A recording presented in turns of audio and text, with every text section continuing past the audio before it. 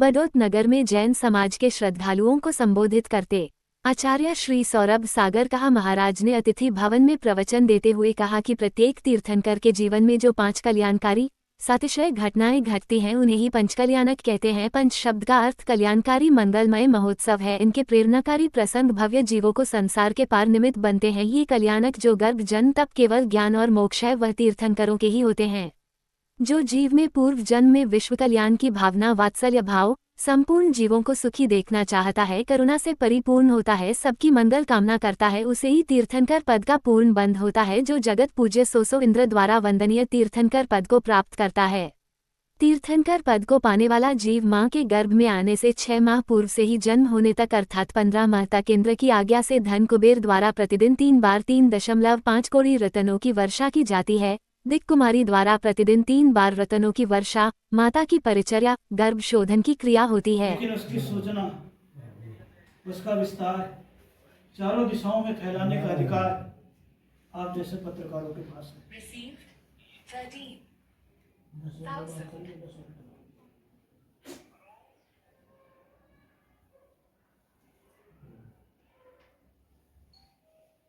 इसलिए पंचकल्याणक प्रतिष्ठा महोत्सव कुछ भी नहीं है, महापुरुषों की आदर्श की जीवन गाथा है। कोई भी धर्मावलंबी हो, सबके यहाँ आदर्श पुरुष होते हैं। और जैनियों में प्रथम तीर्थंकर आदिनाथ भगवान से लेकर के अंतिम तीर्थंकर भगवान महावीर स्वामी तक है। बड़ौत नगरी के इतिहास में पहली बार एक साथ 24 तीर्थंकर का पंचकल्याणक 24 प्रतिमाओं के साथ यहाँ पर बृहद रूप में एक फील्ड में किया जा रहा है। जैसी सूचनाएं आपको प्राप्त हुई, कोई भी कार्य को जब व्यक्तिगत आदमी करता है तो पारिवारिक रूप से संपन्न करता है, लेकिन ये धार्मिक आयोजन जो होता है वो समाज के सभी वर्गों के द्वारा संपन्न होता है।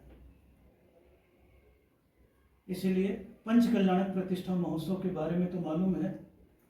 आजकल की जो दुष्प्रवृत्तियां पनप गई है गर्भपात की, तो गर्भ कल्याणक के रूप में पहला आदर्श तीर्थंकर का यहाँ अभिव्यक्त किया जाएगा।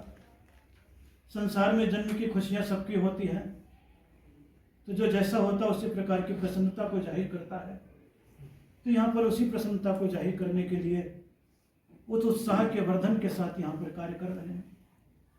तीसरा, संसार में जन्म लेने के बाद मानवीय जीवन को सभ्यता के साथ, संस्कार के साथ, संन्यास के साथ, संकल्प के साथ लक्ष्य तक पहुँचाने की जो प्रथम यात्रा है वो तपस्या की है।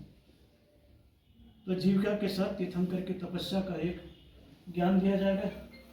चौथे दिन पर दिया जाएगा जब इंसान के पास समझ का विकास होता है तो समन्वय के साथ चलता है, नकारात्मकता को दूर करता है और उसके भीतर आदर्श और आचरण को जन्म देने की चेष्टा करता है, जिसका नाम है ज्ञान कल्याणक। और जब इंसान की आयु पूरी होने लग जाती है तो परमात्मा से ही प्रार्थना करता है तो वो अपने आप में मुझे मिला ले, जिसको जैन दर्शन में मोक्ष कल्याण कहा है।